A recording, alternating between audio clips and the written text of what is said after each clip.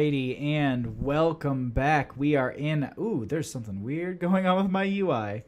We are back into Heroes of the Storm. On the left-hand side, we have Team Skyarch, and on the right, we have ReGen. So, this is going to be our first map.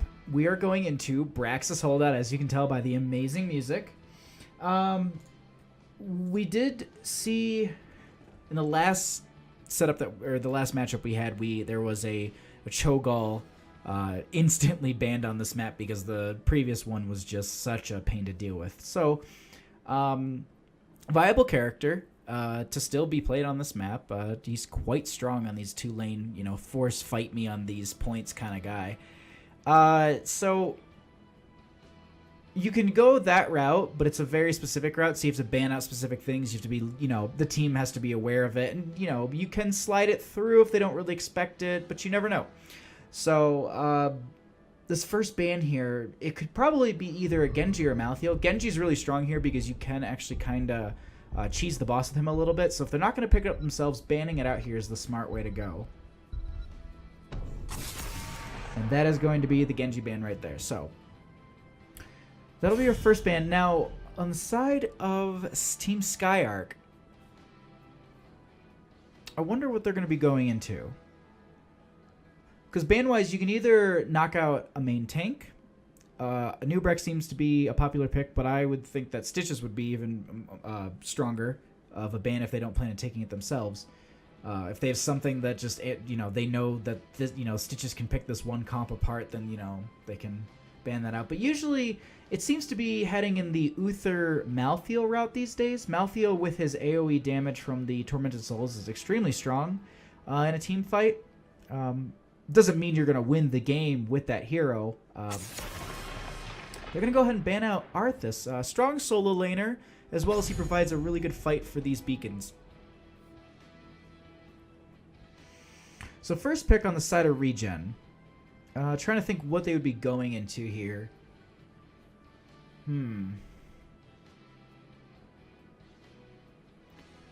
The Uther would be a fine pickup, but you never know if they actually have something they're going to be... Oh, we're going to be having that drop. We have to remake the lobby really quick. We will be right back.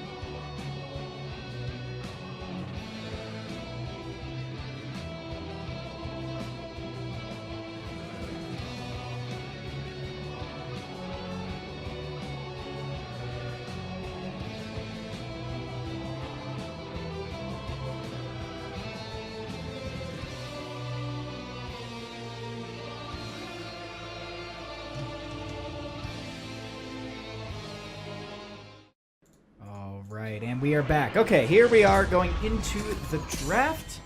This will be our first game. We have, just to recap, we have Team Skyarch on the left and ReGen on the right. We just had a DC, so we just reset the lobby really quick. It'll be a quick burn through. The ban's already, they've already agreed that there is the ban onto the Genji on the side of ReGen and the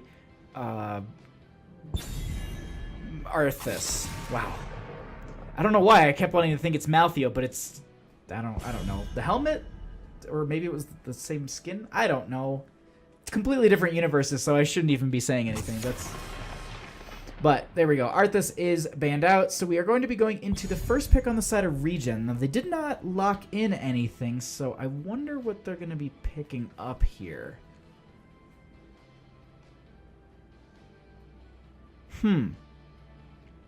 So the first pick is going to be interesting. It's kind of going to guide their draft in the way that they're going to be going, but at the same time, there's a lot of ways you can take it. So I mean, if you pick up the Uther, you've got an easy, you've got a healer. You don't really need to worry about that too much. But then again, you can also pick up, I don't know, if you want to pick up one of your main damage, like a gray main here. I mean, I don't think it's worth first locking.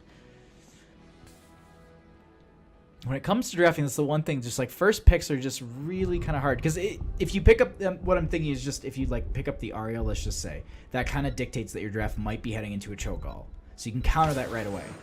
But Stukov will be picked up here, and he's got a really good strong laning presence with that level 1 expansion of his silence, as well as he's got a really good shrine fight or beacon fight.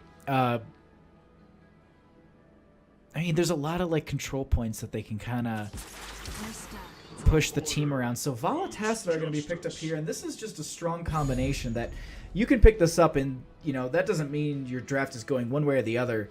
You don't really know what you're going into, if it's going to be a double tank, if it's going to be well, you know that there's going to be another healer. That's guaranteed at this point. So when ban phase rolls around next, they can go for the Uther ban here, if they don't plan on taking it themselves inside of ReGen, and lock out the other team from having like a D-Shield or Divine Storm. But going over to the side of the ReGen draft, so Stukov was picked up. If they were to go ahead and just pick up their tank and assassin here, that would round up their comp very well. So then when it comes to ban phase, they can they really can't be limited too much. I mean, you can take up, clear out, you can ban out some of the wave clears. That might help your team, like a KT or a Gul'dan. Gul'dan's extremely strong on this map.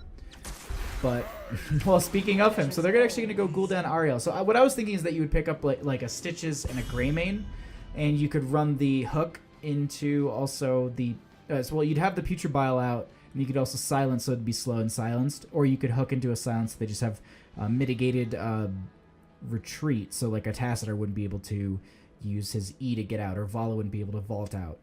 So that is going to be one thing that I was thinking they would run with the Stitches. So at this point, they're going to start banning out tanks, because they say, you know what, they've got really good wave clear, they've got a strong healer combo, but definitely I don't think they're going to be running solo tank. They're not going to be picking up Uther, so in my opinion, they should just ban it out. And it's not just because like Uther's like he's a very, very strong healer. Like Rhaegar's very good as well, so they do have options of other people. But the Uther just with the Divine Storm is in the D shield is really strong on these points where you have to keep fighting. So if he's about to die and there's a Vala still in there, you can throw the D shield on her if she's a little low as you're dying, or one of the members, and that gives them that boost to literally just keep pushing and fighting on that point. So the Anub'arak, yeah, it can be banned out. He does kind of block out some of the Gul'dan damage, but I think towards the comp of Team Skyarch, they're going to want to ban out that Uther. But Anub'arak will be banned out here. It means they're not going to take it themselves. Excuse me, I'm trying to crack my back. Sat in this chair way too long today. So there's going to actually be the Thrall and the Rhaegar. So they're actually going to be taking the Rhaegar themselves. Now, I always joke about this, because usually you go Ancestral for the second health bar. But are they going into like a Bloodlust comp here? Because you can take... Is this like... Are we going back like a year? No, like 2 years ago when Earthquake Bloodlust was a thing? Was that 2 years ago? No, that was a year ago. Yeah, that was about a year ago, I think. But still, just like the Earthquake into the Bloodlust, it seemingly is going that route. I mean, the Archon gets Bloodlusted, the Vala gets Bloodlusted, so they're going to be going into Sonya, so that's going to be their solo laner. Who's going to be their main tank? Stitches is open, and I think he does work with this, but then there also is Varian for the banner. He's got Taunt. That's going to be extremely helpful to lock down one of the members. I think Varian might be the better route here. But Stitches is going to work just as well. I mean, the Gul'dan's going to be able to put out a lot of damage. The Stukov will have the silence. I was just thinking the Varian might be good for the slows as well as the block. Because they do have a lot of auto attack damage. So Varian being able to use the... Well, is it block or protect? It's protection, either way. So he'll be able... I think the Varian might work a little bit better here. Plus the 16 banner would be extremely strong for these points. If they do get in a late game fight, they do have the armor against these auto attackers. But... So basically they're just running a main assassin Gul'dan. I mean, they've got the Sonya who's bruisery, and she's going to be their solo laner, I would assume. Thrall, I'm guessing, would be the top lane solo laner, and you'd run the Vala Tassadar Rhaegar in bottom with... I guess you go Varian. I mean, Varian would work well with the Bloodlust comp, I would think.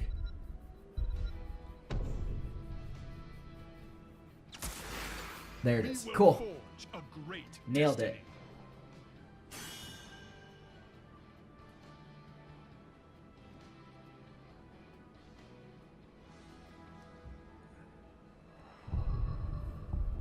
Okay, so loading into this. If they do go into the Bloodlust, I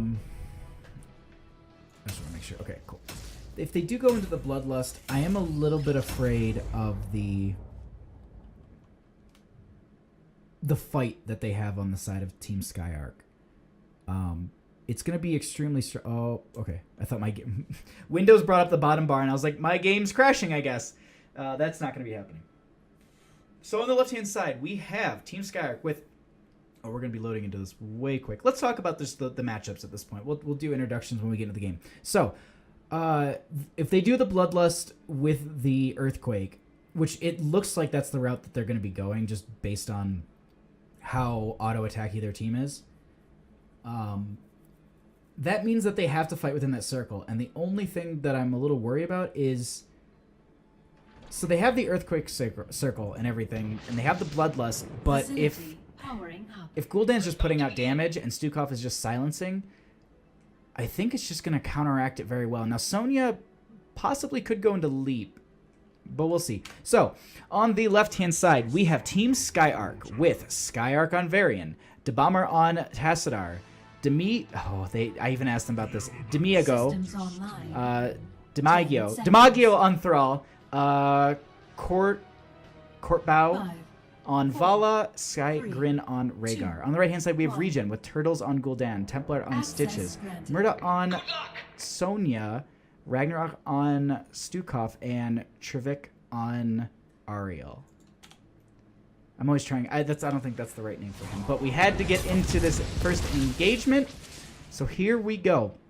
In top lane, we are going to be having the Sonya, as we were talking about, as the solo laner. In the case... it looks like they're going to be actually using the Rhaegar as the solo laner in top. He did take Lightning Bond at 1, and he does solo lane quite well. I was just thinking he could keep the Rhaegar with the team and maybe solo lane with the Thrall.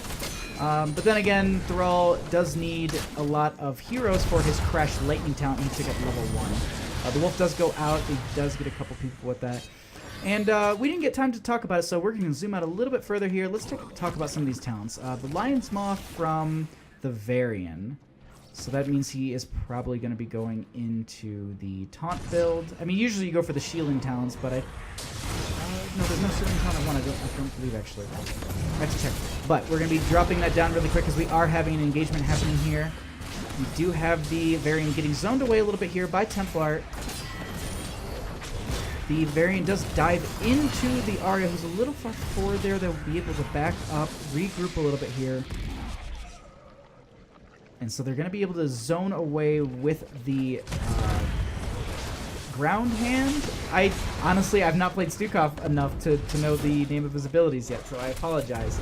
But he will be zoning them out a little bit there, trying to get on a tower, and that will be it. So when they go through the gate, they will be silenced. It'll be a little bit difficult to rescue some of their members from a hook.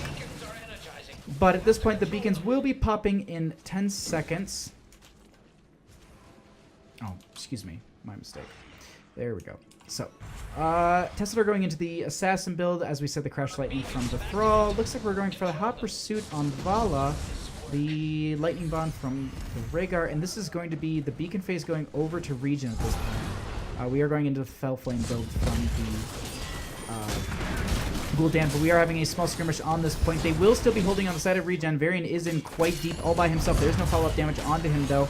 There is a silence to zone a couple of the members away. The Tassadar will have to rotate around with that Vala. There is a stun from the Thrall, or the root from the Thrall. Tassadar gets his E off at the last second, saving himself with a splinter of health.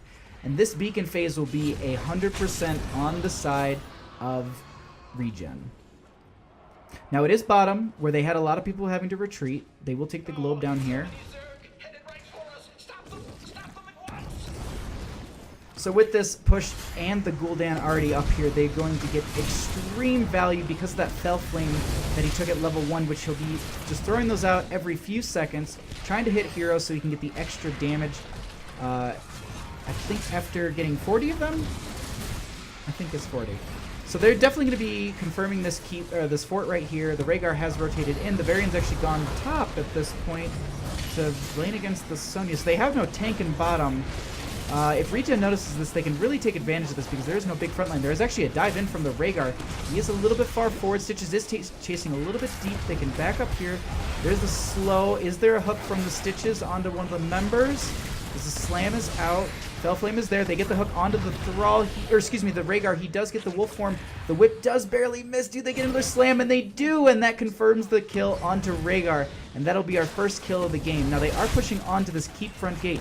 These Guardians will do a significant amount of damage, and the only one they can really get the damage out is Vala Tassadar, and Vala seems to be just kind of hiding behind the gate at this point. She doesn't want to get out too far because there is no threat for Stitch's hook until they get that gate down. But these Guardians will definitely confirm that. We are seeing about, I was going to say, a level lead advantage with the talent tier. They are going to be backing off at this point. They do have their 7s. They could have pushed in a little bit hard. They do know that the Varian is top, but some of the members do have a little... Stitches is a little low. They could have probably pushed into that a little bit further, potentially. The Guardians were quite low, but they seemed to back off, and then just that seemed to be the end of it. But either way, very strong first push in the bottom lane here. And we do have Rhaegar coming up here. Are we going to get a flank onto the Sonya? There is a slow onto her. Rhaegar does drive in. There is the slow from the totem, but she does start to spin away because she did see the rotation coming, I believe. Now, in bottom, the camp was picking up by Skyarch. They are going to try and just push up these waves as best as they can. So assume, yep, they're going to go ahead and get this hard camp up here. The same will be done on the side of ReGen. So while these camps are being picked up, we'll just take a peek at some of these level 7 talents. Now we are having the full slam build from the Stitches. Looks like Gul'dan is going into his Fell Flames. Sonya did take the Poison Spear at 7. She will be getting collapsed upon, but there is a miss from Thrall on the follow-up. There it looks like Stukov is really going into the Lurking Hand build, I believe is what it's called. And Arya looks like she's going to be in the battery that she is, but we are currently having an engagement here. Looks like there's a hook out, but it is going to miss. They're going to go ahead and just clear this up at this point. And it looks like Sonya will be going bottom, actually. So they're switching up the lanes, and this is extremely smart on the side of ReGen. Because one, they're obviously responding to the enemy team.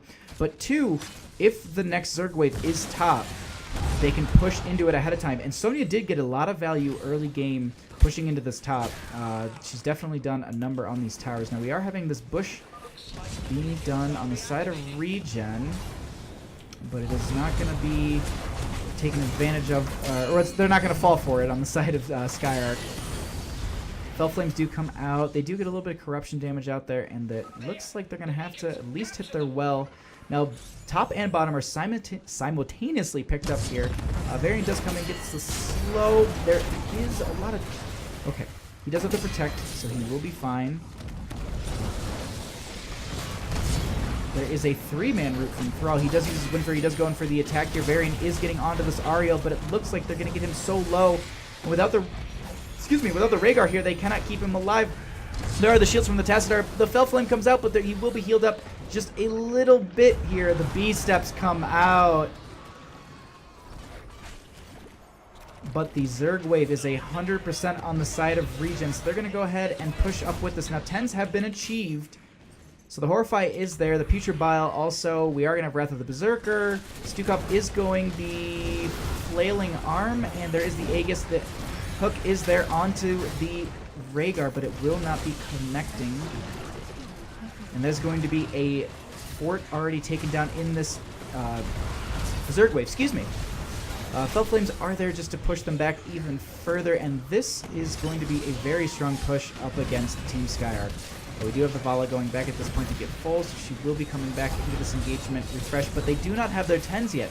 And this is a really, really hard place to be as Skyarch because of the fact that you don't have your 10s, but you need to defend your base, and they are just taking advantage of the fact that they have these heroics. And so they're saying, you know what, we're going to keep pushing into it. Do you want to come into this? Then we'll start to body you. Waiting for a Horrify from the Gul'dan, but it looks like Sonya is so deep onto some of these members. Sonya does actually end up dying here, but we are having a counter kill onto the Varian. Rhaegar is a little bit low. They could maybe go in for a pick on him, but it will not do that. And actually, that's going to be Massive Shove. Excuse me. I was looking at the graphic for it a little bit more, and I was like, I don't think that's the Flailing Arm. So, at this point, we are going to be seeing 10s picked up before the next beacon phase. 13s, though, will be contested. They're going to really need to work on the side of Team Skyarch to get those 13s, because that's 3 levels, obviously, rather than the 1 that ReGen needs. So they're going to want to work towards that as quick as possible because of the fact that if these beacon phases start and they don't have 13s, it's not a major power spike, but it still is a power spike that you don't want to be without. So we are going to be having, actually, Varian checking boss. Okay, so he's going to go ahead and check boss. We are having Sonya going back up into top lane, and the rest of the team is going to go into bottom. Now, they are doing this once again because of the fact that they have the advantage and they're going to be pushing very aggressive. And because of the aggressive push that they're doing, it's making the 4-man rotate into the lane that is most beneficial for ReGen. So what that does is it puts one hero, which is the Rhaegar typically, solo laning up against the Sonya, which is the important lane for Skyarch. So they have this play in mind, I think, on ReGen, where they're just taking advantage of the game as quickly as possible and then just exploiting that over and over again and just forcing these rotations out of the other team to fight them. But they are on the same talent tier. This is not their team, so they're going to try and force this fight. Sonya is in top. There's a huge Horrify, and oh my god, everything is used at once. The Bloodlust pops as well as the Earthquake. Stitches is getting body blocked so hard here, but he's going to be healed up by this healing from Stukov and the Ariel. Now, there is the Sonya who is in here. She does use Wrath of the Berserker, but she is slowly dying, but the Gul'dan Fell Flame is going to be confirming the kill onto the Varian. Now, this is the worst point for Team Skyarch to be losing their main tank because of the fact that the beacons are now up. Sonya is top, clearing that. She'll be able to get that beacon any second. Varian actually did, so he did go into the taunt. Tassadar did go into the Archon, so it was what I predicted. There is the Bloodlust into the Earthquake. It seemed like, though, there was a little bit of a delay between all of it. Now, the one thing I wanted to know is, if you are going into this Bloodlust comp, and the whole idea is that you're going to taunt, slow them from leaving, Archon, all that, why wouldn't you take Strafe? Because I think that's a utility that you would need in that, because I believe Strafe is affected by the Bloodlust, so those would stack and that would do a lot more damage. Now the Varian does dive in here. He does get a little bit of damage onto him, but he is being healed up quite well by his Rhaegar and Tassadar. Sonya does pop her Wrath of Berserker. She is on him like glue. She will have to back off, get a little bit of healing from the Pathogen. Sonya does dive in with the Poison Spear, taking so much damage. Vala will be dying to, I believe, the poison. There was a Horrify out from the Gul'dan. Now the Variant is going to be collapsed upon, and that is going to be the Variant and the Rhaegar falling here, and the Thrall. This is going to be 100% Zerg wave in bottom, so they do have to keep to buy them a little bit of time, which is going to be helpful for Team Skyarch. They need a total of like 10 seconds to get all their heroes back up. So this keep is going to get shielded by the Tassadar. It's going to be already moved upon by ReGen. Looks like Vala's actually going top to clear that up. Tassadar will try and shield this up as best he can. Varian is going to get a little bit of poking done, but this is going to be a Zerg wave pushing into bottom quite hard. This is 13s to 12. So it's, as I was saying, it's not a huge power spike advantage, but at the same time, it still is a power spike. They do have the talent tier, so we are going to have Rhaegar going in here, trying to get onto the Stitches. Stitches does use his Future Bile. The zoning is out. There's a huge, oh my god, there's a huge Bloodlust and Earthquake combo. They get the kill onto the Stitches and the Stukov. This is starting to get turned around. They get the stun onto the Sonya as well.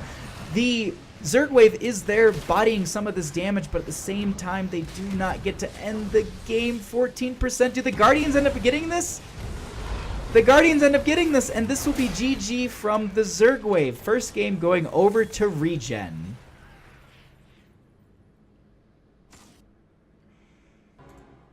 All right, and we are back. I was a little behind on this. I was messaging a couple people back. They were giving me some... I forgot to change the team names on the Twitch page. I knew I forgot to do one thing before the stream started. So, we are going into our second game of the evening. Somehow, ReGen has 6 points. I don't know if my browser's bugged. Chair League? Help? I've only reported one game. Uh-oh. Okay, so we are going into the ban phase on Tomb of the Spider Queen here. Just need to get back to my caster page for this, just to make sure that everything is going well. I started the game. We're in game number 2. This is being total butts right now. Oh, there we go. Okay. All right, so first ban. We're going to be having Uther actually banned out here. Very interesting. Okay, so now that we get everything situated, we're gonna go back into the draft and everything. So the first ban Uther means that they're trying to limit the hero pool for a reason. I'm curious why that is.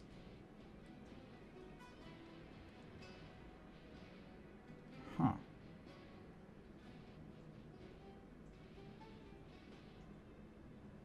They're actually going to be banning out the Gul'dan here. The wave clear from him is pretty good, but I feel like KT is a little bit stronger on this map. He does have extremely good poke.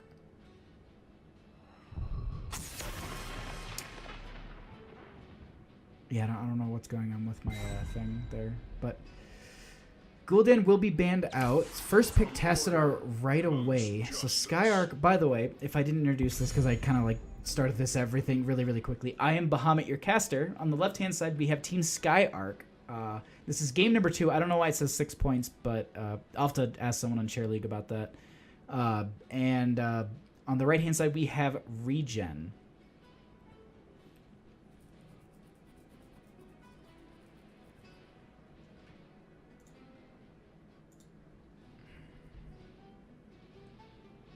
First pick here going up against this Tassadar. I wonder if they took the... I don't think they're going to take the Tassadar as a solo laner.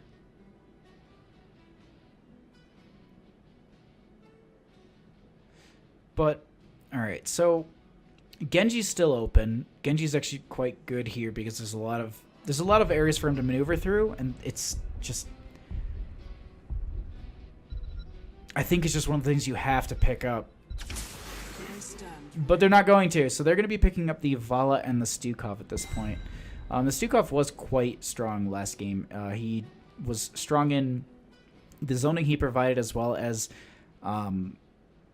he was extremely useful for a lot of the pushing because, you know, you don't want to stand in a silence, so they're really having to back far up Excuse me. And also, because of the fact that they're so far backed up, they can't push back against the Zerg wave. So, I'm curious to see when that's going to get nerfed, because that level 1 talent is just so... The spread of it's way too big. He's got so much of an area that he can control. Like, you almost can't rotate through your own gate, which, like, yeah, it's a tool and it's great and all, but it's just very, very... It doesn't feel like it makes the game fair. I don't know. Fair is not the right word, but Skyarch is going to be going into their secondary picks. So they're going to be actually picking up the Artanis and the Ariel. Zul's being hovered for a ban. It's possible they can Cho'Gall off of this. I think they're gonna Cho'Gall on the side of Skyarch. The Lunara ban, actually, don't do that. You don't need to do that. Ban Cho'Gall. It's just, I don't know, like, the way that they've drafted, they've got the Tassadar, they've got shielding, and Tassadar, you know, he does decent damage, actually, as he scales throughout the game. Artanis is a strong solo laner. You've got the Ariel, so then you just 4-man with the Tassadar Ariel and Cho'Gall between top and mid. You solo lane with the Artanis. You've got the blinds to mitigate the Vala damage. I think that is a Cho'Gall comp.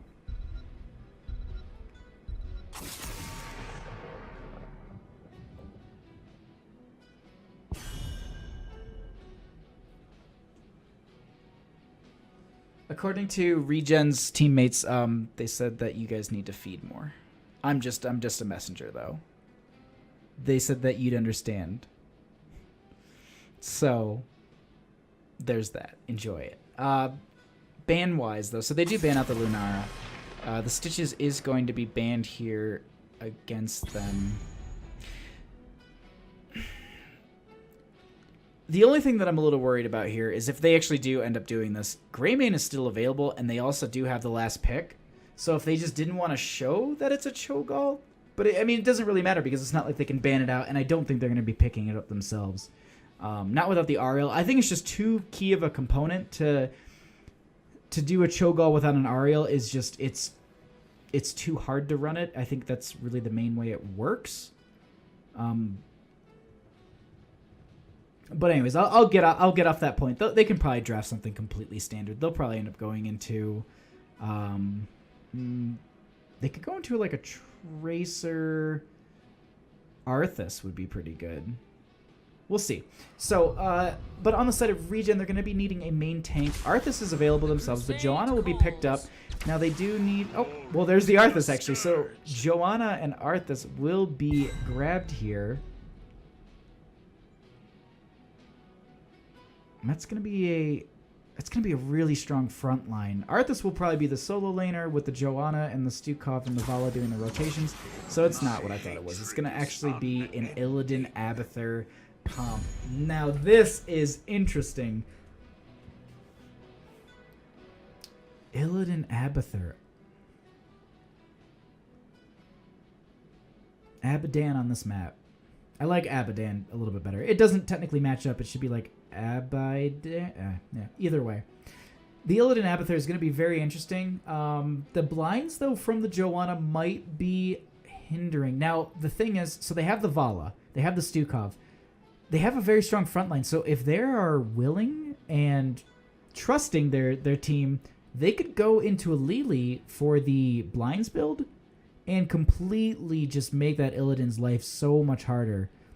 But at that point, they really just need to basically protect the Vala. I think that might be your best choice. You actually go into the Lili here and you just blind the Illidan through the rotations, and he's just completely... Nope. They're going to go for the Nazeebo. I like that even more because that's just a fun character to cast. All right, so we are going to be going into our second game of the evening. My scoreboard is, I think, currently bugged, but it is only one game up. ReGen versus Team Skyarch.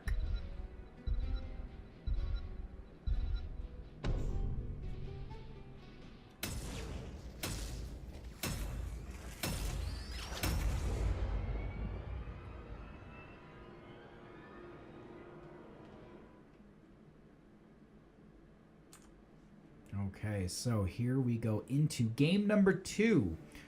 On the left... Oh, this is going to load in way too fast. I think everyone's West Coast with me.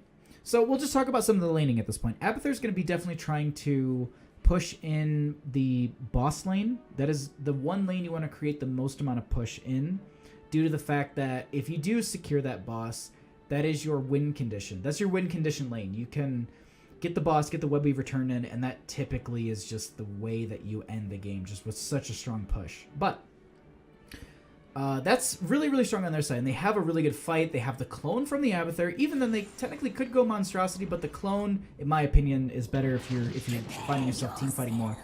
But the Nazebo is going to be an extremely high counter push. The Arthas will be a strong counter push. They could technically 3-man in mid with a Nazebo in top and Arthas in bottom. But on the left-hand side, we have Team Skyarch with Skyarch on Illidan, Debomber on Ariel, Dimaggio on Tassadar, Calbo on Artanis, and Skygen on Abathur. On the right-hand side, we have ReGen with Murda on Nazebo, Ragnarok on Stukov, Turtles on Vala, Templar on Joanna, and Trivanek on Arthas. I am going to never get that one right. But here we go. We are having our first engagement of the game. Looks like just some bush checking really quick. Abathur will get some mines in there just to get a little bit of vision for his own team. And everyone's going to be playing extremely safe, except for... Ooh, Ariel, be careful. They can see you. Tassadar does see the enemy team, though. They do get the whip out onto a few of the members here. Artanis is getting a dash in. There is this Illidan getting into the backline right away with the Abathur hat. Now, Abathur is actually in bottom. Correction against me. He's going to be counter-pushing the Nazebo a little bit, and I do not think his Locust stacked him up at all. Illidan will make an aggressive aggressive rotation here into 4 of the members, and I just don't think his team was rotating quick enough with him, so that will be the Illidan falling here first on the side of Team Skyarch. Now, this is the 4-man rotation we were talking about in draft, so at this point, they've got really good wave clear on the side of ReGen, so they're going to go ahead and just quickly keep clearing these lanes. They missed the negative pustule onto the Artanis, but they do scare him away, so he will be rotating back. And this 4-man rotation is extremely powerful right now. They have got about a half a level lead this early into the game, and it's just this aggressive pushing. And excuse me, I missed this. Illidan came into bottom with the Abathur hat and must have just murdered the Nazebo. In mid, we had a small engagement. So with these rotations, the Nazebo did die. They lost a couple gems here, so that kind of does balance out the gem pot. It looks like we're about a 1 gem difference at this point. The Arthas did rotate into bottom to go ahead and pick up on the missing experience. Tassadar will have to use his phase shift to get out, but he will get out fine. Looks like they're going to be stacking a lot of these gems onto the Joanna tank, and that's a really smart thing to do because Joanna is your piggy bank. She's not going to be dying very easily. I'm just realizing that my little asset right there is blocking, so I'm going to have to move that real quickly. We're going to go ahead and just move this off to the side. It's going to get blocked a couple times, I believe, by the banner. If it does, we'll just go ahead and shut it off. So this is going to... Oh, nope, that's perfect. There we go. So we will go ahead and have this rotation once again in bottom lane, but we are having... Excuse me. In bottom lane, we are having this Illidan staying down here with the Abathur hat. Now, this is... You know, they're putting a lot of assets into this bottom lane push, but at the same time, they are pushing the Arthas back into the gates, and they are starting to bleed down some of those tower shots. Now, Illidan has rotated up into the top, or into the mid wave for this 4-man rotation. And it looks like the Artanis will be coming back in. He does dash out. There is a swap onto the Vala, who is just a little bit out of position. Now, they peel her away from the team, so Artanis is chasing her out a little bit. They do not push in, though, against ReGen at this point. But the Vala will turn the Artanis around a little bit. They do get the Artanis down a little bit in health. Ariel is by herself. She does get pulled in by the Joanna W, but it's not going to be yielding a kill. We do have this Illidan jumping down here. He does have the Abathur hat now. He does... Oh, he does get the minion wave into the mines, and the Arthas says, you know what? I learned my lesson. I'm not doing it again. And actually, excuse me, in top, Artanis will be falling here. Now, with that, there are 55 gems on the side of ReGen. There are 24 left in the piggy bank for... Team Skyarch, but at the same time, this piggy bank of Joanna will be turning in the majority of them, and with this also, they are zoning many of the members away. Now, Arthas needs to get the rest of his, I believe it's 20? Does he have the, yeah, he has 20.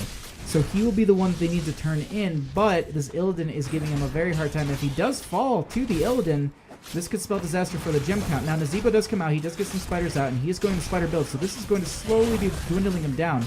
But there are no tower shots to be saving him. So, with this delay that they created in bottom lane against this Arthas, they will be getting the first turn in on the side of Team Skyarch, and that's an extremely beneficial thing for them to have. It creates this a little bit of momentum for them, gives them a breathing room to get their 7s, maybe try and get closer to that leveling amount. Not the right word, but you know. Meanwhile, while we have this spawn really quick, we're just going to check in some of the questing counts. Looks like we're about halfway through for the majority of them. A couple of them already being done here, but we do have a huge engagement in mid. Illidan going extremely... he's just going fucking ham on this Joanna, but it looks like she will be able to get right out. Now, Arthas does have 24 gems, but the cannons are shooting, and they are actually going to get the kill onto Artanis. There are the spiders pushing in top and bottom.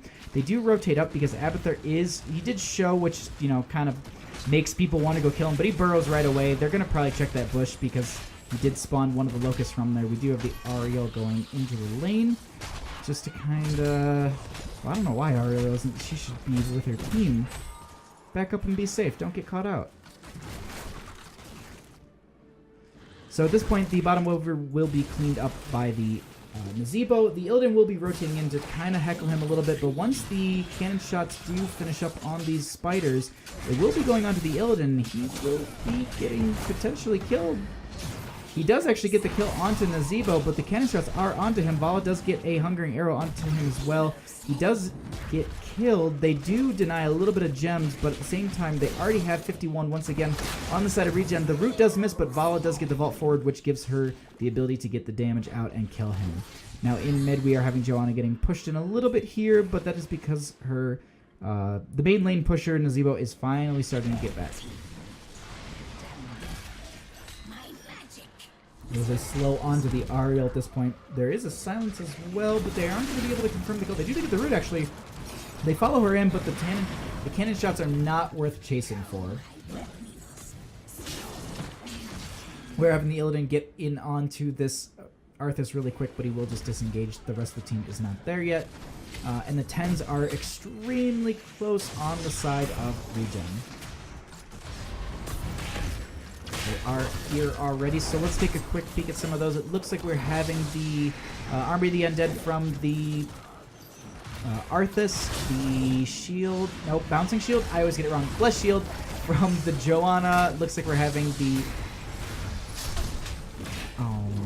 Rain of Vengeance from the Vala, the Flailing Arm from the Stukov, and Gargantuan from the Nazeebo. Nazeebo has showed up in mid at this point, actually, and I expect there's the Gargantuan to kind of zone them away a little bit. It takes a little bit of these cannon shots. He does also produce a little bit of damage onto this fort, which will be helpful for the Web Weaver to just move forward, get a couple auto attacks in, and they're going to be pushing onto this keep gate. Now, there might be, I think it's just going to be a Web Weaver blast, taking out the main wave, and that should be about it. Now, top is rotated on. The Web Weaver did die, but the Monstrosity is there, so they get the Monstrosity, they kill it right away. Abathur is going to have to use his dig to get out of here. They get the fort right away. Now, Abathur didn't take clone, so they don't have double healer or any of that, but there is the giant blind outs. The flail is there to zone some of the members away. Now, Vala is extremely low. She does end up dying here now, and that is going to be the main damage dealer falling, and Illidan is going to get so sticky onto some of these members. He does body block the Nazeebo. They end up getting the kill onto the Stukov as well. Ooh, no, and they're going to be losing their Arthas, and that is going to be the majority of their gems falling. But they do have 46 on the Joanna. So with this, they are going to go ahead and say, you know what, we're dead. Let's go ahead, let the Abathur D push, and we will go ahead and steal this boss away. It's going to take a little bit of time, but we're going to go ahead and get that top lane push. It'll be about an 8-minute boss. If they finish it in 15 seconds. Abathur is dealing with quite a bit up here. Now, they are the only disadvantage of this situation currently right now is unless Abathur... Okay, so he is going to go out and he will be collecting some of the gems. He is showing in bottom because it does kind of distract some of the enemy members. I know this because I do this. I get a little tunnel vision. I see Abathur. He's across the map, and I'm like, gotta go kill him.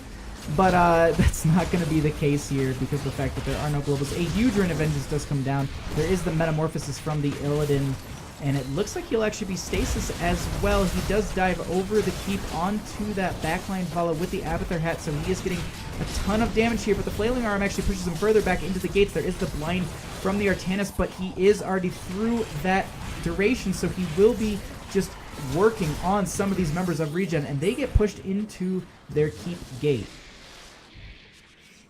So the boss did get the majority of his health dwindled down, but this is also 13's almost a level lead on the side of Team Skyarch. Now, it's still anybody's game at this point, but there is an advantage on their side because of the fact that they have exactly enough for turn-in. Their waves are... They're not completely pushed up, but it looks like they're saving to turn in their last bit once they get the waves pushed up here. And the Monstrosity will scale with these waves that they're going to be cleared. So... looks like they're going to be focusing on their lane control at this point. Get a nice macro advantage on the map, and then get the turn in and really try and push into some of these forts and these keeps. But in mid, we are having just, it looks like a deep push. I thought I saw an engagement really quick, but it's not going to be happening. Looks like ReGen's playing extremely safe at this point. They don't want to get caught out by some of the members. It looks like they've kind of seen what they can do with these Illidans and these blinds. And that was my correction, by the way. I'm realizing I called out the blind against Illidan. The Artanis used the blind against ReGen, and that was the reason Illidan started just popping off and just really melting some of these heroes. But we are actually having Illidan go right back in. He does finish this quest right there. I believe it's level 4, but either way, the Flailing Arm is from the Stukov. There is the Metamorphosis from the Illidan. The blind is out. The Aegis is already there onto him. They do get a little bit of damage from that Aegis. They have a swap out as well, but they're starting to turn this around, and the Artanis is actually killed. Zebo does finish his Spider talent. I believe he took actually the armor reduction at 13 on the Toads instead of the Ice Block. So that's going to be a really useful talent because it's going to make that Artanis extremely weak if he does get in his face. So at this point, we are having a little bit of a momentum shift in the game. So there is still about a half a level lead. Now, during this time, they did get enough for turn-ins. So that will be another Web Weaver phase for, Team Skyarch.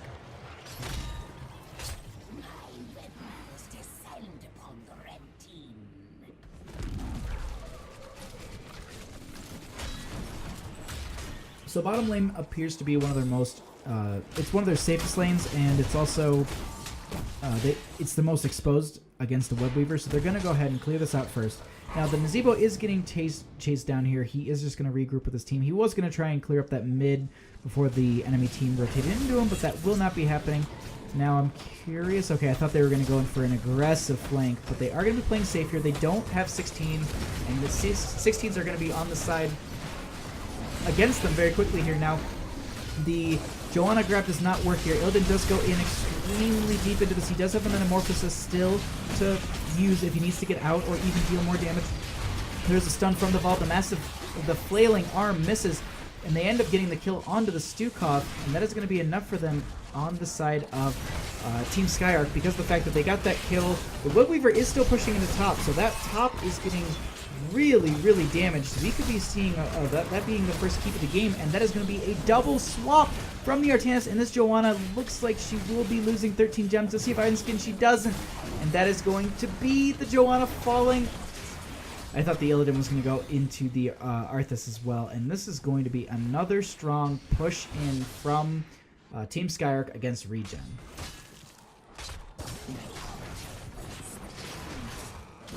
Actually, looks like we're going to be having Arthas getting just stuck on by the Illidan. He will be backing off, not going in for the kill.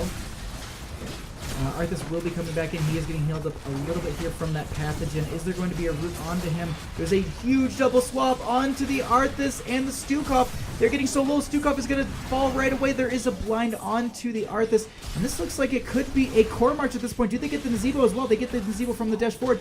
And that is going to be this Illidan just completely throwing these guys just for a loop. This Illidan has just picked apart ReGen, and it looks like this is going to be, yep. So, GG's, the second game going over to Team Skyarch, and we'll be going into a game number 3. Okay. I was just... They are really going for a lot of these kills. Metamorphosis does come out. Alright. The flailing arm is there, but are they just... The Illidan on this core is just going to be just destroying it. And that's going to be GG's. Game number 2 is going over to Team Skyarch.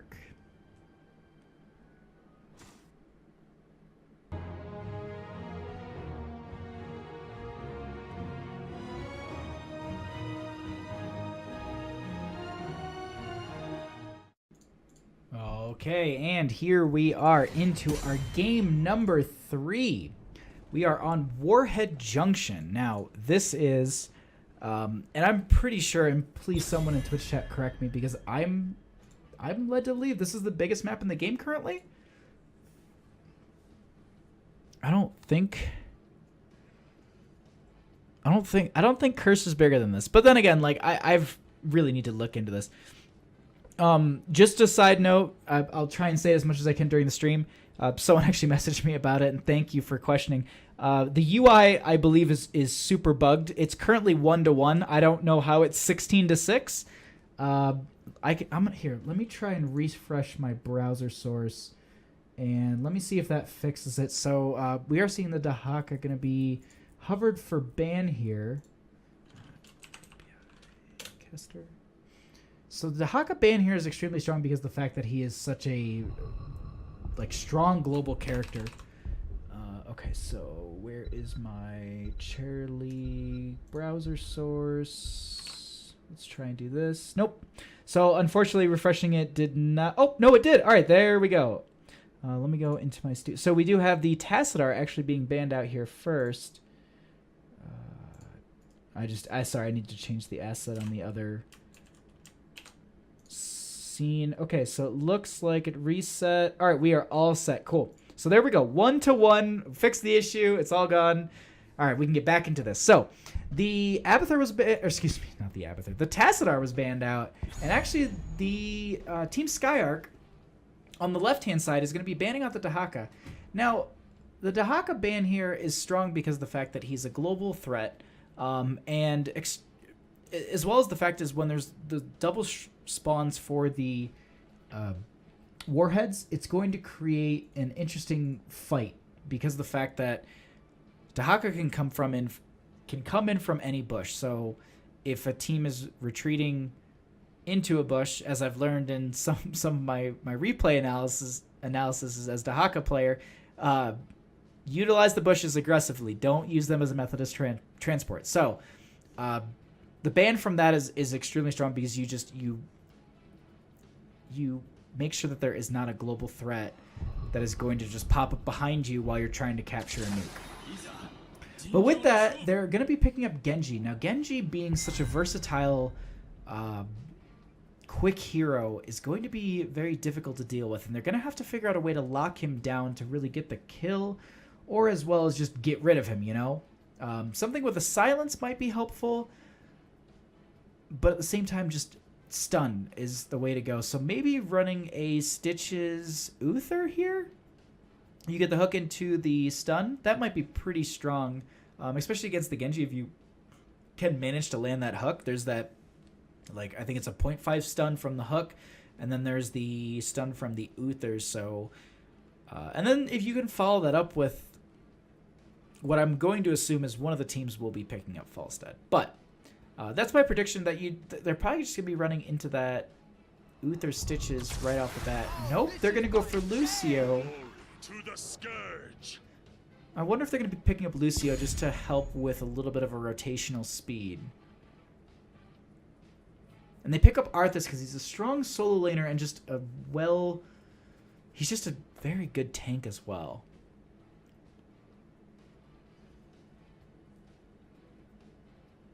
And thank you to everyone in Twitch chat and people messaging me to tell me to fix my crap, because now that I fixed it, it should be working. Yeah, yes, yes. Someone was saying, yeah, 0 to 6, like how? Definitely threw me off as well when I would glance over, but we got it fixed up. It's 1-1. Team Skyarch on the left has the Lucio and Arthas, and on the right hand side we have ReGen, who has the Genji. They're going into their next picks here.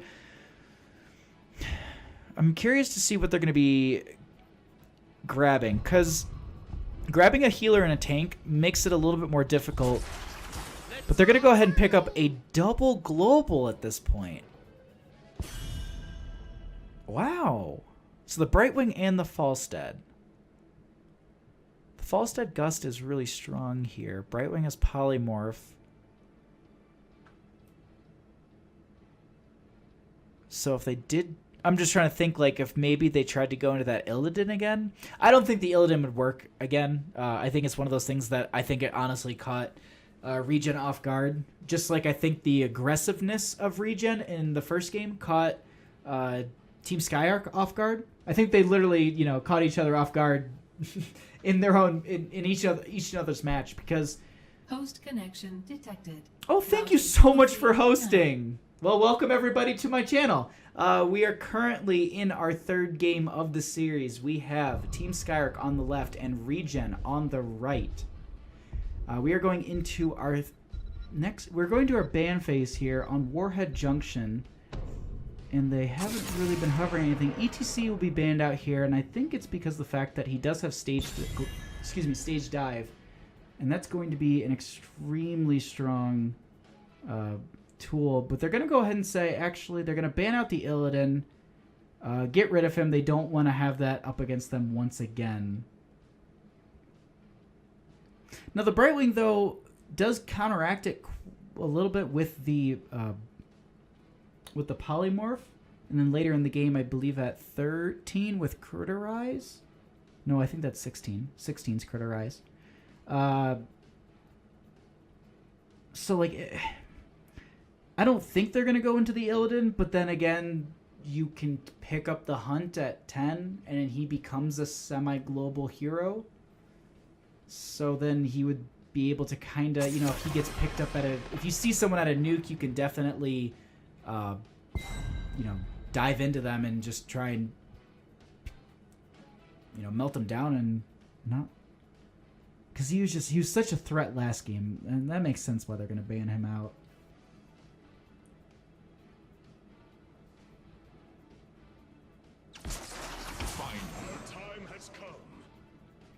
Before he could even take a drink of water, we are already seeing the Alarak and the Artanis being picked up here. Now, the control that our Alarak offers in a fight with the telekinesis as well as the silence is going to be extremely strong and counteract that Brightwing. And it's also going to be a useful tool if they can land the silence onto Genji. He's going to have a hard time utilizing his abilities to leave a fight. So, I would expect them to have some sort of follow-up stun with that. I mean, there is the root from Arthas. There's the boot from the Lucio. I think just like one more, something else to lock it down would really round out their composition here.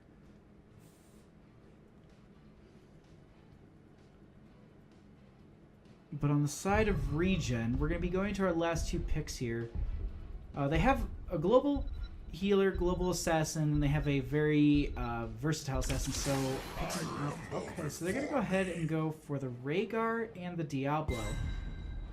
Diablo works because there are a lot of areas that he can utilize his Shadow Charge into a wall and get that extra stun, and then the Overpower is going to be useful, but we are actually seeing the Lost Vikings being picked up here on the side of Team Arc. Or excuse me, Team Skyarch. I'm so excited I can't even talk.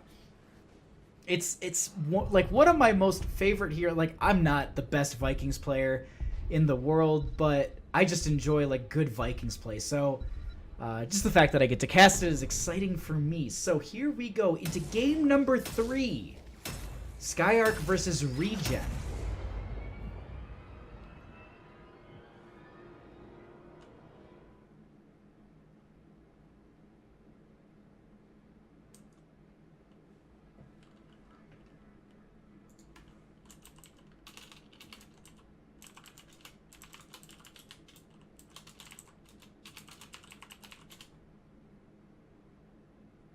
All right, so and on we'll do introductions this week in the game. We've been loading these quite quickly. Yeah, I couldn't have gotten through all that.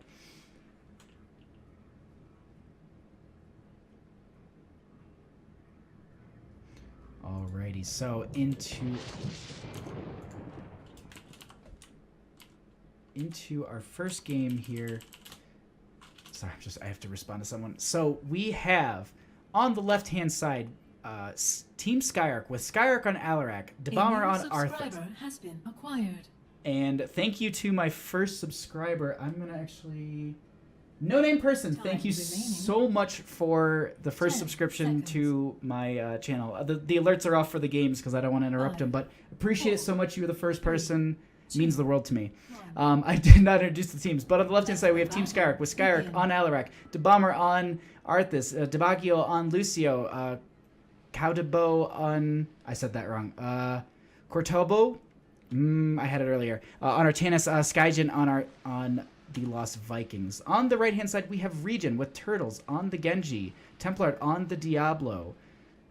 The Falstead will be played by Travanik. Templar on Diablo. I already said that. Ragnarok on Rhaegar and Murda on Brightwing. But thank you so much again. Like, that was my first subscriber, and that means the world to me. Thank you. And also, thanks for the huge host, Hero Fiso. Thank you so much. So, in mid, we are having this current engagement between the Genji, Diablo, and the Rhaegar. So, we are going to have a huge rotation, and it looks like they're going to be utilizing the Vikings to soak all the lanes, and they're going to be constantly rotating on the side of Team Skyarch. Now, I'm wondering if ReGen is going to realize this. They do get the swap onto the Brightwing. She does have the Pixie Dust to try and give a little bit of speed, but there's the silence from the the Alarak, and they just get that pick. Now, they are definitely doing exactly what I said. They're rotating this map. They're utilizing the Vikings in the lanes where the heroes have been picked off. So now that top has had a hero picked off, they are going to go ahead and rotate into mid, and that forces the Diablo into top, and Olaf can push up a little bit far forward. Now, Brightwing does have the phase shift back in, so they can come right back into this, and definitely catching ReGen off guard here with that huge rotation into the Brightwing, getting that pick, establishing just, this is what we could do to you at any point in the game. So they are having this flank onto the Falstead here. They do get the telekinesis, and the, what kind of swap? What happened? What was that swap? Falstead does get the flame. Oh no, not the less. They're gonna get silenced, and that is going to be the second kill of the game. The warheads are ready. So that's gonna be Alarak picking up a nuke in bottom with the Brightwing getting the nuke in top. Now in mid we are having the Genji up against the. Red team has launched a new. Excuse me. I'm wondering if this. Okay, so the Baylog will get out. It's just. See, like, I've never casted a Viking play, so it's a little hard to keep in mind, like, see all the Vikings constantly. But we are going to be having this very aggressive push. The nuke did get dropped in top, so that will take out the well. In this center section, we are having a little skirmish over the point, but it will be going over to ReGen. Now, Genji does dive in. He might be getting the kill onto Baylog. He will have the Z out. At the same time, we are having a little bit of skirmish. Well, no, not a skirmish, excuse me. It's being extremely far pushed in by the Lost Vikings in bottom, as well as the nuke that was used by Alarak.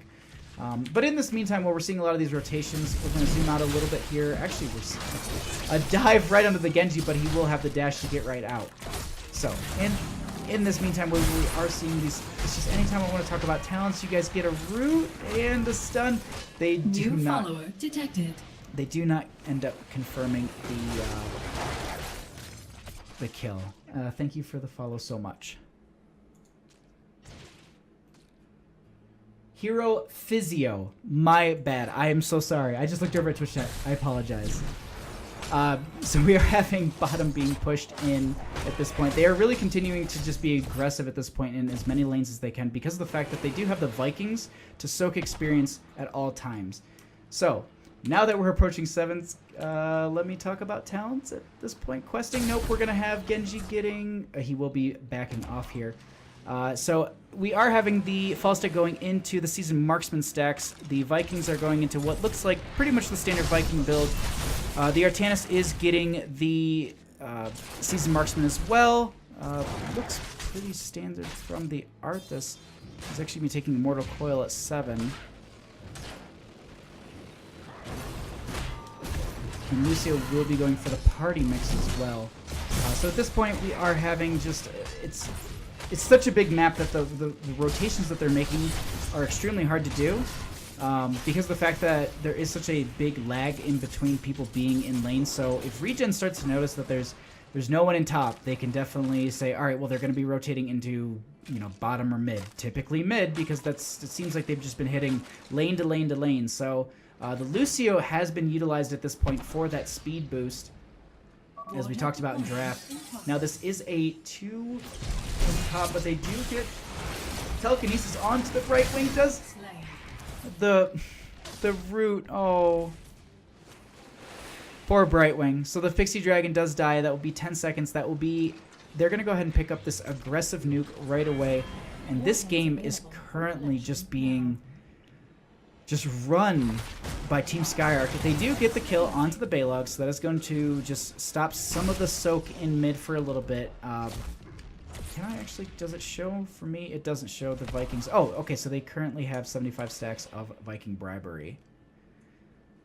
And I believe it's every 40 for them, if I saw that correctly. So they need one more even just to get the Siege Camp on the left-hand side. They do get the sounds onto the Genji. He does have the nuke, so he is a very versatile character to have that. He can get out if he does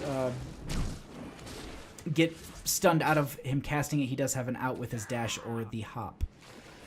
We do see the Balog coming back at this point into mid, so we are seeing another rotation from Team Skyarch. They are nearing these 10s, and this is the hard part about having Vikings. Once the Vikings start to explode, they really, really will start to explode. So getting that pick onto the Brightwing constantly is going to be such a strong thing. So what they did right there is they just got the pick under Rhaegar. Basically, their mid laner is gone. Diablo has to stay. So in bottom, they did use the nuke. The Genji did take a significant amount of damage. Looks like this is the hardest part. They've been pushing them back so far that they're really not letting them get some of this experience. So some of these minions over here that are getting killed by just the basic attacks from the other minions, they're not soaking that because of the fact that they've just been pushed back by this 4-man rotation. And they've exploited this so well. Alarak does come in here and goes right in here, steals this right from Falstad. And this is just a strong showing on the side of Team Skyarch. He does use his deadly charge forward. He does get the silence onto him with the telekinesis. There's the gust for the disengage, though.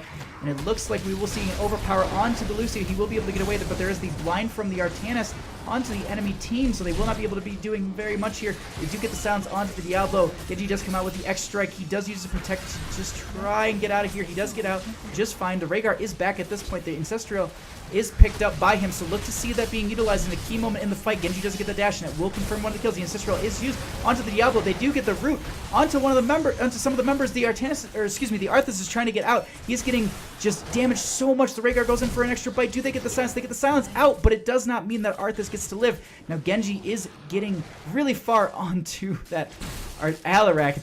The Balog was just like slightly body blocking him, and it was just hilarious that, you know, Balog is body blocking Alarak, who's just like the most sadistic, mean person in the universe, literally. But it's a Viking. Vikings are more sadistic, I guess. So we're going to see the Falstad going up into top lane. So Balog will be just staying behind the gate, playing safe at this point. And we are going to be having the lanes just being pushed back up. We do have another nuke phase, and let's just take a peek at some of these talents that we didn't get to talk about. Brightwing did actually go for the Blink heal at 10. Genji went for the X-Strike, as we saw in the fight. The Ancestral was used as well. The Gust was there, and so was the Apocalypse by Diablo. Now, Vikings did play it again, so they can come back into this fight any moment they choose. so long as there's a Viking alive. The suppression pulses also using that last engagement, as well as the break it down. Alarak also has the deadly charge. And that... Oh, and also, not to forget, there is the Army of the Undead from the Arthas. Now, they are getting their boss here, and I'm curious to see if ReGen is going to be sniffing this out, because there are a couple people missing on the map.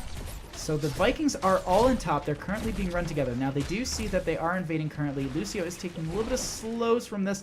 They are going to be pushing them back. They do almost have 13s, and with the Vikings actually... Hold on. I really want to check this in top. Are the Vikings on the boss currently in top? Because I've never seen Vikings take a boss before. So this is actually going to be picked up on the side of... Nope, there's a gust. No, the silence is there, and they don't get the gust off. There is the gust. It actually pushes many of the members up. The huge stun from the Diablo was used as the gust was comboed into it, and I think that was perfectly timed because of the fact that as they were coming back onto the point, there was many apocalyptic points there. The... cleanse is used on... No. Yeah, the cleanse is used onto him, but he dies. He has enough souls. Is this the Vikings onto a boss? This is the Vikings on a boss currently. What? Hold on. So the boss in bottom is going to be cleared up, and that's obvious, but I'm just... Is this going to get sniffed out as well? Because they do not see... The Vikings haven't been on the map for quite some time. And it's... I mean, you can hear me how surprised I am, but... Do you think they check it? The boss is getting quite low. They do clear this top camp. Do they get... It looks like they're going to sniff this out. They come onto it again. Genji does dive in. He gets the last hit, and they steal this boss exactly from Team Skyarch. Diablo is chasing into some of these Vikings. They do have played again already, so that is going to be the Olaf dying, and it creates a little bit of... it generates a little bit of XP for them, and it mitigates some of the laning that they can do. Now, the entire team will be responding in top, so that means that two of the Vikings can go mid and bottom. Silence is used onto the Diablo, but he will be able to walk away, be healed up by his Brightwing. And at this point, they are really pushing in with this boss. The nuke is used exactly at the center of the gate, so it does zone some of the members away. They do get the gate and the sidewalls, but there is a nuke actually used against them. They actually hit the Diablo, and it takes out half of his health, and there's a full retreat. But at this point, Brightwing will use some blink heals, get him back up. And that will be a boss pushing onto the keep. Not going to be taking it, but doing a little bit of damage at least. We are seeing ReGen at this point spreading across the map. Falstad will be flying into bottom lane to try and capitalize on getting one of those nukes. They will be getting, let's see, top. Yeah, they'll be getting a 3 at this. No, excuse me. With the Brightwing phase shifting in, they'll be getting all 4 nukes. The deadly charge is used. The Lucio boop is there. He uses the shadow charge, but it does not work. And that will be a full death timer for the... Excuse me, the Diablo, but there's the poke from Genji right away. And that's going to be just delaying it for a couple seconds. They're going to go ahead and let them pick it up. They don't have any method of canceling this except for the Brightwing Polymorph, so look to see that used as the nuke comes out, but they're probably going to be holding this till they push up to this keep eventually. The Diablo is dead, so they could push up onto it. Brightwing has been silenced and telekinesized. So the nuke is used on this front gate for the keep. They're going to be pushing up into this a little bit. It will take out the healing well as well. And now we have all of our Vikings back up on the side of Team Skyarch, so they are going to be pushing up into that top lane and bottom lane, and that should be a fort and bottom going. And now we can see at this point 16-14, and we've seen ReGen dominating in a lot of these team fights, but at the same time, it's the XP contribution from the Vikings. I don't believe it shows XP contribution here, but since they are just taking this map and we can see what's kind of going on, let's just take a quick peek. We have 17,000 on the side of the Lost Vikings, and I'm seeing that the closest on the enemy team is 7,000, so 10,000 more. And obviously it's 3 heroes, or it's 3 people, you know, 1 person soaking each lane, but they're doing a phenomenal job of being present in all the lanes, making sure that they are getting the... As I'm like complimenting, it's just Olaf standing in the lane, but they do have the Mercenary Lord, which is going to help push up, but they do... Okay, so they are going to be regrouping. Genji looks like he is in mid, going to be confirming a kill onto a Balog. No. So the Balog is going to be pulling him in that lane a little bit. Looks like Baby Eric and bottom will be confirming a fort with this next minion wave. But at the same time, the Genji in mid should solidify the 16s, but they definitely need this for this engagement. Plus, they need the Genji. The huge swap onto two of the members. Falstad uses his barrel roll to get out. The Diablo does get out as well. The Apocalypse does come out. There is no overpower, but there's no one to follow up on the damage. The Alarak does get the silence out to a couple of the members there. The Arcanus is so low. They break it down from the Lucio. Does give them a huge shield. They are going to have to back up here. There is a silence from the Alarak on the Diablo. At this point, there is also a root onto the Falstad. The hammering is out. They're doing significant amount of damage. Diablo is trying to get onto this Alarak, but the Alarak gets out right away. There's a silence on the Falstad. The Falstad will be falling here. Genji will be deflecting as much damage as possible. They do not get a follow-up kill, so that will be a 1-for-1 kill. Falstad is falling and the Alarak falling. Now, they are onto this Arthas, but the play it again from the Vikings brings 3 Vikings into this fight, and that is a huge distracting. Genji is using his deflect, but it will not be procced by any of the damage. And we still have in bottom lane these fire bats. Yes. Pushing into the keep gate. The vision will be taken by ReGen, and this game is shifting momentum constantly. Whew.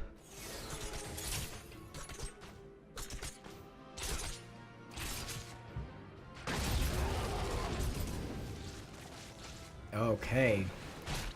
So we are having the Rhaegar trying to capitalize on, or capture that point, or excuse me, capture that nuke. Diablo does get the Shadow Charge onto one of the members, starts the body block a little bit, does actually pull the Arthas into some of the members of his team, maybe trying to capitalize on it, but there's a huge suppressant pulse use.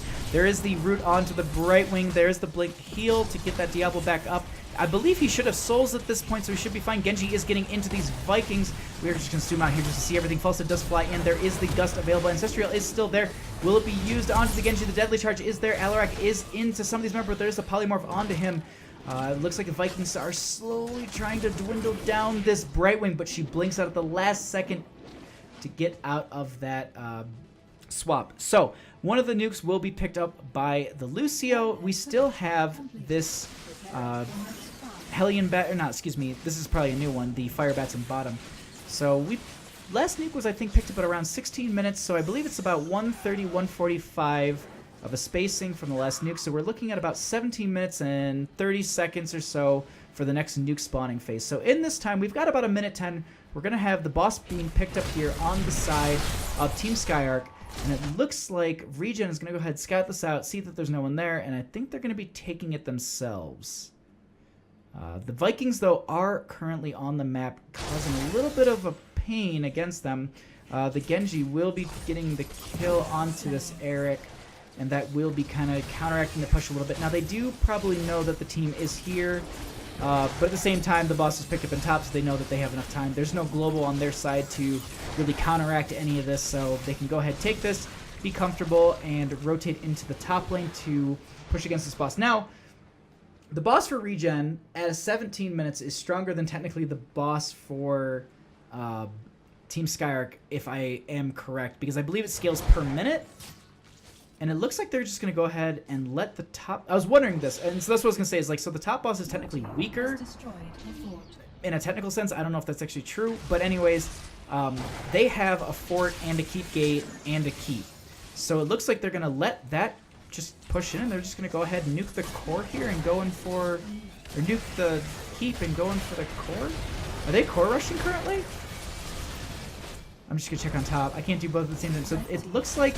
So ReGen has taken the keep already. The nuke is actually being used, and it's actually going to be getting no value. They're actually going to be casting 2 nukes onto this core, and it looks like we are having a core race right now. 2 nukes are already out onto the core of Team Skyarch, and this is going to be the 3rd game going over to ReGen. GG, well played.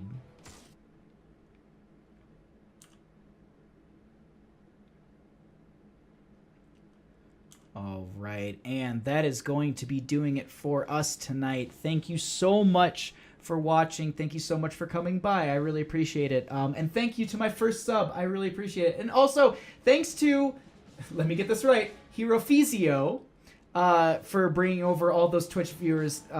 Everyone, thank you for the games. I started putting up my schedule at the end of this here, and so you can just take a peek. I'm usually casting Tuesdays, Thursdays, Please swing by. If you enjoy the stream, please follow. It means the world to me. If you want to follow me on Twitter, I usually post before I am going live. You can get me there. You can type !Twitter in my Twitch chat. That'll give you the link, as well as !YouTube. I'm a little bit behind. I'm doing my back catalog right now from a couple weeks, but I should be catching up in the next couple days. I've been posting about like 2 to 4 videos a day on average. The weekend's coming up, so I should get more time, and I should be catching up this weekend. So once again, though, thank you so much for everyone. Thanks again for the first sub. No Name Person, you are the man. And Hero Physio, thank you for bringing over all the Twitch viewers. I am Bahamut, your caster, and I will see you in the Nexus. Goodbye.